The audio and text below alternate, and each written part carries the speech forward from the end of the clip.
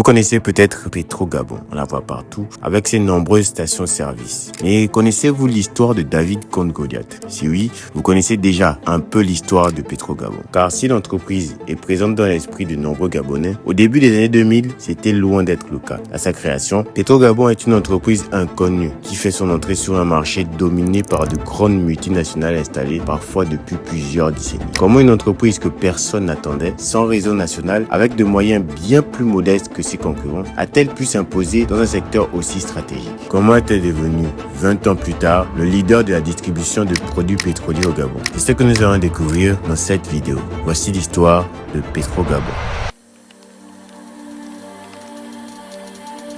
Pour comprendre à quel point personne n'imaginait réellement Petro-Gabon devenir l'entreprise que l'on connaît aujourd'hui, il faut remonter un peu dans le temps. Dans les années 1980 et 90, le marché de la station-service au Gabon est relativement petit, très réglementé et largement contrôlé par des compagnies pétrolières internationales. À cette époque, le pays compte moins d'1 million d'habitants et le parc automobile reste encore modeste. Les stations-service sont principalement concentrées dans les grandes villes. En dehors de ces centres urbains, elles sont beaucoup plus rares, ce qui complique les déplacements sur de longues distances. Malgré le fait que le Gabon soit un important producteur de pétrole, la distribution de carburant est dominée par quelques grands groupes étrangers. Les principaux acteurs sont Total, Shell, Elf et Mobil. Vous l'aurez compris, à cette époque, aucune entreprise gabonaise n'occupe une place importante dans ce secteur stratégique. Pour beaucoup, cette situation paraît normale. Après tout, comment une entreprise nationale pourrait-elle rivaliser avec de grands groupes présents parfois depuis plusieurs décennies? Pourtant, un homme observe cette réalité avec un regard différent. Là où d'autres voient un marché déjà verrouillé, lui il voit une opportunité. Il commence alors à imaginer la création d'une entreprise pétrolière privée 100% gabonaise capable de concurrencer de grands groupes internationaux.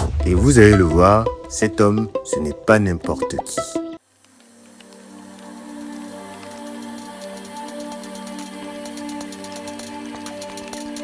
Très faibles, elles sont très faibles ces marges, et que dans l'instant, au cours de ce débat, on a identifié les causes pourquoi. Lui, c'est Jean-Baptiste Bicalou. Si certains d'entre vous ne l'ont jamais vu, c'est tout à fait normal. Cet homme est particulièrement discret. Pourtant, c'est lui qui est à l'origine de l'une des plus grandes réussites entrepreneuriales du Gabon, Petro-Gabon. Il n'est pas facile d'obtenir des informations sur son parcours, mais voici ce que l'on sait. Jean-Baptiste Bicalou est né en 1957. Il poursuit ses études supérieures en France, là où il obtient une maîtrise en physique-chimie à l'université de Nancy, puis un DESS en administration des entreprises à l'IAE de Paris en 1982. À son retour, il débute sa carrière à Air Gabon. Pendant une quinzaine d'années, il occupe plusieurs fonctions administratives et financières, notamment à Port-Gentil. Par la suite, il rejoint Shell Gabon. Il gravit progressivement les échelons jusqu'à devenir directeur général de Piso Shell. À ce stade, beaucoup auraient probablement poursuivi une carrière confortable au sein d'une grande entreprise internationale. Mais Jean-Baptiste Bicalou nourrit une autre ambition. Une ambition qu'il résumera plus tard en une phrase. Démontrer que les Gabonais peuvent créer de grandes entreprises privées. En 2001, il prend alors une décision que beaucoup auraient jugée risquée. Il quitte Shell, s'entoure de plusieurs partenaires et fonde Petro-Gabon. Mais une idée ne suffit pas pour bâtir une entreprise. Et très vite, il va se heurter à un obstacle de taille.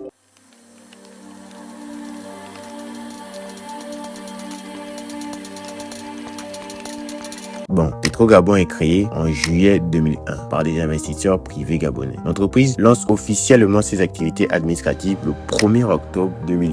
Mais un problème apparaît rapidement. Les jours passent, puis les semaines, puis les mois, et pourtant aucune vente. Qu'est-ce qui se passe? En fait, Petro-Gabon ne peut pas accéder au dépôt de produits pétroliers. Sans cet accès, impossible d'approvisionner les stations-service. Et donc, impossible de vendre le moindre litre de carburant. Pour bien comprendre de quoi on parle, il faut voir comment fonctionne la chaîne logistique autour d'une station-service. Le pétrole est d'abord raffiné ou importé par bateau. Ensuite, il est acheminé vers un dépôt pétrolier avant d'être chargé sur des camions citernes qui alimentent des stations-service. Ce n'est qu'à la toute fin de cette chaîne que le carburant arrive jusqu'au consommateur. Autrement dit, les dépôts pétroliers sont le véritable cœur du système. Ce sont d'immenses plateformes logistiques équipées de réservoirs pouvant contenir des millions de litres de carburant, de postes de chargement pour les camions, de laboratoires de contrôle de qualité et des dispositifs de sécurité contre les incendies. Au Gabon, l'acteur principal est la Société gabonaise d'entreposage de produits pétroliers, plus communément appelée SGEPP. Elle exploite plusieurs dépôts stratégiques sur le territoire national et d'autres opérateurs disposent également de dépôts. Petro-Gabon, obtenir l'accès à cette infrastructure est une étape décisive. Finalement, après plusieurs mois d'attente, l'entreprise obtient cet accès et peut enfin lancer ses activités commerciales en mars 2002, soit près de 6 mois après le début de ses activités administratives.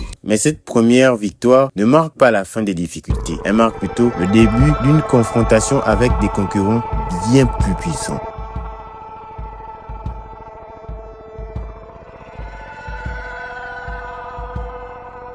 C'est bon, Petrogabon est enfin lancé sur le marché de la distribution de produits pétroliers. Mais vous vous souvenez, quand je vous parlais de l'histoire de David contre Goliath, si David c'est Petrogabon, alors il est temps de vous présenter les géants. Au début des années 2000, le marché est dominé par des compagnies internationales déjà solidement implantées au Gabon. Autrement dit, lorsque Petrogabon démarre en 2002, elle ne se trouve pas face à des petites entreprises locales, mais à des grands groupes présents parfois depuis plus d'un demi-siècle. Des entreprises disposant de moyens financiers considérables, d'un vaste réseau de stations-service et d'une réputation bien établie. À côté d'elle, Petrogabon est une entreprise dont personne n'a encore entendu parler. Le défi est immense, car dans ce secteur, il ne suffit pas seulement d'ouvrir une station-service. Il faut convaincre les consommateurs, gagner leur confiance et surtout s'installer aux bons endroits pour profiter du trafic routier. Mais Petrogabon ne va pas choisir cette voie. Au lieu d'affronter directement les géants sur leur propre terrain, elle décide de changer les règles du jeu. Et vous allez le voir, cette stratégie va complètement changer la donne.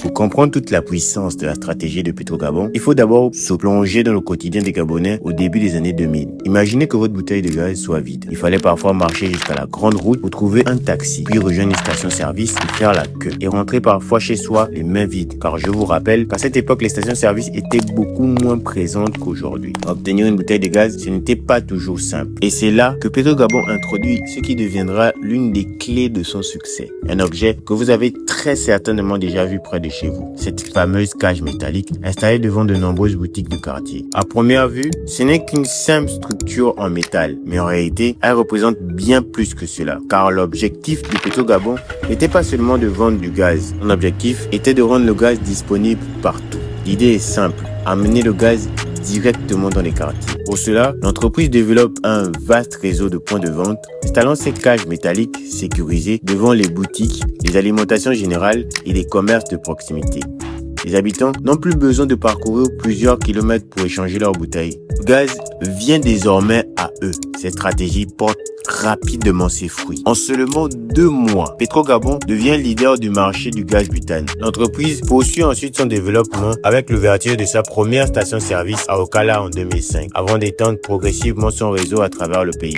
Monter sur Lambaréné et à partir de Lambaréné, on va pouvoir donc dispatcher pour pouvoir aider à résorber, à décongestionner donc l'intérieur du pays en termes d'approvisionnement régulier en bouteilles de gaz.